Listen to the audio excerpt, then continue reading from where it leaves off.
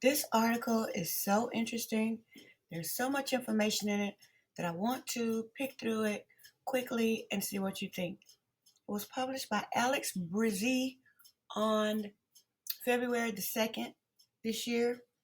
What do cell phone records say about Brian Koberger's location? Expert explains. And this came from the Idaho Statesman, all right, shockingly. All right, it says Idaho authorities have alleged that Kohlberger's cell phone records showed he was in Moscow area less than an hour after four university students were stabbed to death, that he visited the coverage area of the home 12 times before the homicides. Okay, and quickly, let me show you this diagram they have here. It's showing a cell tower in Washington and a cell tower in Moscow. And you can see this is the state line. So the majority of the Paradise Creek cell tower is actually covering Washington. If you look at it that way, more of it is covering Washington than Idaho. All right, but let's go back up. And it says, but telecommunications expert and former electrical engineer Ben Levitan, I kept calling this man Leviathan. Every time I see Levitan, I think Leviathan. I don't know why. Who has analyzed cell phone data for the well-known Adnan Syed case featured in the Serial podcast. All right.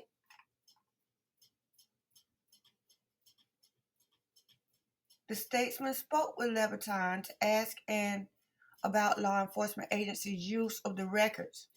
All right, the first thing they addressed is, was Kohlberger near King Road before the stabbings? All right. In the affidavit, the Moscow Police Department alleged that Kohlberger used his cell phone in the coverage area of the King Road home at least 12 times before the November stabbings. But Levitan said a typical cell phone tower covers an area of 12 square miles. Someone could be miles away from the nearest cell tower, and Moscow is a roughly 3 by 5 mile town. Okay, that's 15-mile diameter, right? You cannot pinpoint a person, Levitan said. There's no chance any expert in the world can tell you where that person was located. All right, do you agree with that? Levitan added that the nearest cell tower, let me push up so you can see the illustration.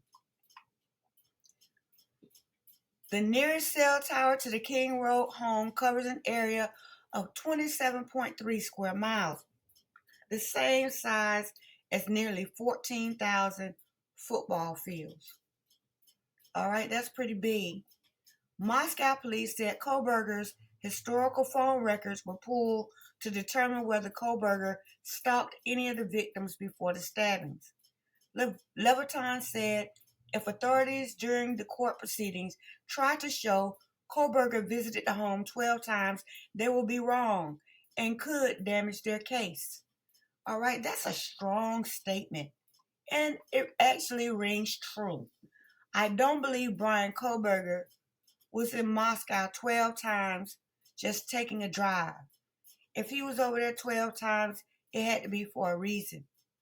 Okay, and I think there should be evidence of him on camera in Moscow somewhere between August the 1st and the day of, before he left to go home. And only place we see him is on traffic stop body cams. So he is in his car a lot, but we need to see him on camera in Moscow, or if they claim they're tracking him in Pullman, we need to see him, not a white car that could be his, because there are endless numbers of white cars that look like a white Elantra. We need to see him in his car, proof that it's him in these areas. Okay, and so we got the Paradise Creek cell tower and the Northeast Merman Drive cell tower, which is in Pullman. Okay, And we can see that neither of those towers cover all of these cities, because a lot of Moscow is still out here. Northeast Moscow is still hanging out over here. And Northeast Pullman in the airport is not covered by that either. Another interesting point, Blaine is outside this Paradise Creek cell tower. Okay, it does capture the highway passing through there, but if you go south past Blaine, he would have to have been picking up another tower, because Paradise Creek cell tower only goes down so far past Blaine. You see that? All right. Was Kohlberger in Moscow? Levitan said authorities could definitely use cell phone records to tell whether a person is traveling if the individual is using their phone, because as someone moves throughout an area, the cell phone transfers from one cell tower to the next as it goes into the next cell range. The affidavit alleged that Kohlberger traveled from Blaine, Idaho, which is just south of Moscow, to Pullman from 4:50 a.m. to roughly 5:30 a.m., roughly 35 to 50 minutes after the stabbings occurred, which we really don't know exactly when, because I believe the stabbings occurred way before then. Okay, and if that's the case, this whole trip is, we can throw it in the trash, because I mean, why would he be over there? I don't know. They can't get that wrong, Levitan said. The cell records, police say, match up with Washington State University surveillance footage that showed a white Hyundai Elantra, the same car model Kohlberger owned, traveling through the Pullman campus. Again, is this his car? It's not good enough to show a white Hyundai Elantra. There are millions of them. Was it Brian's car? Because if we don't see him in the driver's seat, we don't see his tag to know that this was his car, okay? By then he had changed over to Washington tag, so we should be able to see a Washington plate. We should be able to see his head in the driver's seat, or some identifying mark to prove that that's his car. Otherwise, why are we talking about it? Why are you letting the public believe you have this man on surveillance footage and you don't? I have yet to see Brian Kohlberger behind the wheel on the surveillance footage for anything. Have you seen Brian Kohlberger behind the wheel of his car in any surveillance footage outside a traffic stop body cam? Yes or no? I don't want to hear about what you think you saw, what you read, or what they say. Have you seen with your own two eyes Brian Kohlberger in any surveillance footage associated with Moscow or Pullman in this Idaho 4 case, where it's him, his tag, or some identifying mark to where it's Brian Kohlberger, to the exclusion of all other white Hyundai Elantras and drivers? Have you seen it? The answer is no. Kohlberger's cell records never show him traveling to Moscow on the night of the homicides, and the affidavit alleged that he attempted to conceal his location during the quadruple homicide because his cell phone wasn't showing up on the network from 2:47 a.m. to 4:48 a.m. Let me tell y'all something, because there's a lot of people running around quoting that he turned his phone off like that's fact. It's people in the Hard Truth chat quoting this as fact, and it's not fact. All right? You don't get to just say, well, he turned his phone off because you don't have his data. You don't get to do that. Okay? You don't know where he was from 2:47 to 4:48. You don't know where he was. That's the bottom line. You don't know whether his phone was turned off or not. We don't know whether his battery was dead. We don't know whether his phone was on. He just didn't make a call. Okay? Maybe his phone was on. He was out of the cell phone, the tower ranges right here, these two, and he just didn't make or receive a call. So there was no ping to know where he was. So all the people quoting that he turned his phone off, I mean, that's speculation. It's speculation all day long, because you have no idea whether he turned off his phone, or whether the battery is dead, or whether his phone possibly was on and he was just in an area that didn't pick up signals. In the backwoods, maybe where he was driving, he couldn't even make a call. Okay? Here in Georgia, there are some places where no matter how good your carrier is, certain places you're going to lose coverage if you drive out in the woods. All right? So we don't know what the deal is with his phone. Police in the affidavit said that a phone not reporting to the network could mean it was in airplane mode, turned off, or in an area without service, or the battery's dead.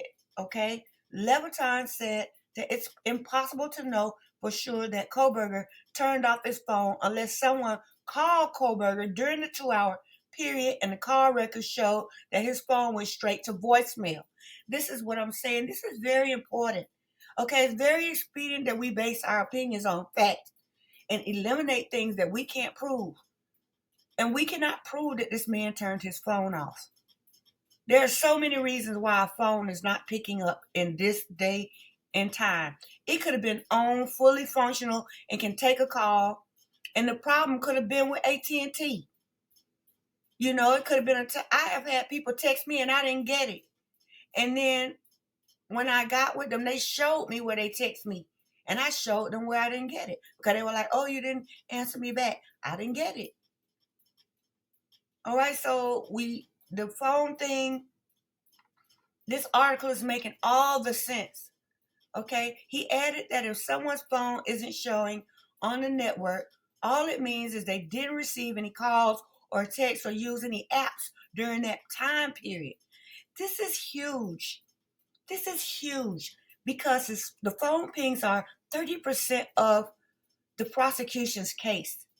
All right? We have the car sightings, the phone pings, and we have DM statement. Those 33% across the board, those three things are pretty much what the prosecution is basing their case on because they're not bringing that knife sheath to trial. They've said that in writing. So I don't know why people are still talking about DNA.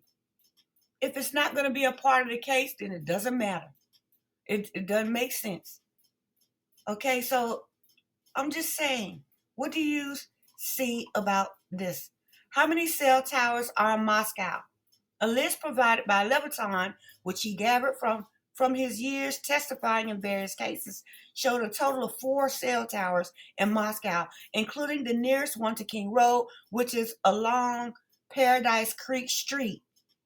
Okay, that's this one here, Paradise Creek Cell Tower, and it only covers the southwest portion of Moscow. And it runs out down there going south.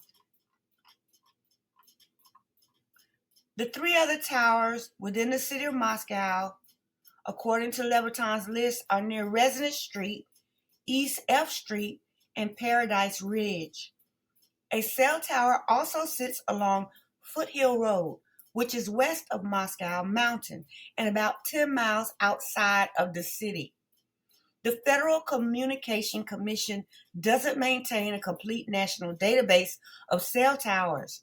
The database that the FCC does maintain includes cell towers that are primarily being used for broadcasting and phones, are over 200 feet, or are within the glide slope of an airport. And we see that in Pullman, where the airport is not even included in that Merman Road tower. There's a totally different zone. All right, but the FCC's database only shows 2 cell phone towers within city limits, and Levitan said that most cell towers are not in the database. The closest towers to the King Road home are along Old Pullman Road, just off the Idaho-Washington border, and one next to Moscow Church of the Nazarene, according to the FCC database. So the closest towers to the house actually share with Washington. And we can see that on the diagram, okay? Both of these structures are roughly 2 miles from the off-campus house. Both of them. The nearest cell tower from Levitan's list is a little over half a mile from the King Road home. AT&T, which is the provider for Kohlberger's phone, declined to comment and suggested the statesman reach out to the Cellular Telecommunications Industry Association, and the association also declined to comment. They don't want to talk about it. Why wouldn't AT&T and the Cellular Telecommunications Industry Association not want to comment? I understand there's a gag order. So I know people are still on this gag order as if it's making a difference. Okay? The prosecution, the defense, social media, the victims' families, especially the G's, have said absolutely whatever they want to say about this case. So I really don't care about the gag order because nobody else does. I mean, I'll be the only person withholding stuff that I want to say because of the gag order, because everybody else is saying exactly whatever they feel like it, whenever they feel like it. And so, I mean, these two places don't want to get involved. They don't want to pick a side and try and end up coming to court trying to testify for or against Brian Kohlberger. And I think that's the wisest thing for AT&T and the association is to stay out of it. They're saying, hey, okay, y'all track this guy. You're saying he's doing all this stuff with his phone. We gave you his records, but we're not going to help you make a case against him because, in all honesty, everything this man's saying in this article is true. We can't really tell you exactly where he was, even though it's our phone. We can tell you where he probably was. We can tell you that there's no data for him for that time period. But other than that, we can't tell you anything that will help you or hurt your case. All right? So we have to look at the fact that they're abstaining from participating in this any more than they have to. Kudos to AT&T and the association for staying out of it. How reliable are cell phone records in court? Levitan said cell phone records are completely reliable, but that authorities tend to overplay them. He added that cell phone records could help exclude suspects by showing they weren't within a cell tower's coverage area. But when someone does show up in the coverage area of a cell phone tower, it doesn't mean they were at the scene of the crime. That's huge. That's huge. When someone does show up in the coverage area of a cell phone tower, it doesn't mean they were at the scene of the crime. So even if Kohlberger's phone popped up somewhere within the Paradise Creek Tower, it doesn't necessarily place him at the crime scene. Okay? And we can't even say that his phone showed up in that area because there's no coverage. And so I have a theory about this 248, but I'm going to save that for the next video or whenever we talk about this again. All right. Cell phone records as evidence are very reliable and useful, but it's not DNA. Levitan said in a follow-up email, it doesn't have the precision that would allow you to pinpoint a person's phone. The best the state can say is that this phone was in a 27 square mile area that includes the crime scene 12 times. Okay, and we know that his home is included in that 27 mile radius or diameter, whichever one it was. All right, so this is an excellent article about the phone pings. Okay, and it's by someone who has testified in court about phone pings, so it is an expert. This is the type of testimony we can expect if and when this case goes to trial. He's telling you the reality of it. And so anybody that wants to insist that Brian was in Moscow stalking those girls after what this man is telling you, this is confirmation bias. You rejecting whatever doesn't match your narrative. That's confirmation bias. All right? And then if it's something that nails Kohlberger to the wall, you put it in your pocket or you put it in your pipe and you smoke it. But if it's telling you the reality of the situation and it's not strengthening the prosecutor's case, then, well, it must not be true. Or I'll just pretend like I didn't hear that. Okay? But the reality is we don't know whether he turned his phone off or not. It doesn't look all that great that he said he was riding around, but we don't know where conveniently. We don't know when he started riding around because his statement, I don't know if he's saying it's during between 3 and 5 that he was riding around. Did he start out driving before then? Is this 247 in Pullman? Is that him? Or is it somebody else? Because his statement is very ambiguous. All right? It's not very specific. But anyway, let's talk about this article and see what we can get out of these phone pings. And maybe somebody has some, professional experience or personal experience with phone pings to where we can maybe deduce some things just from the information that this person provided. Okay? What do you think?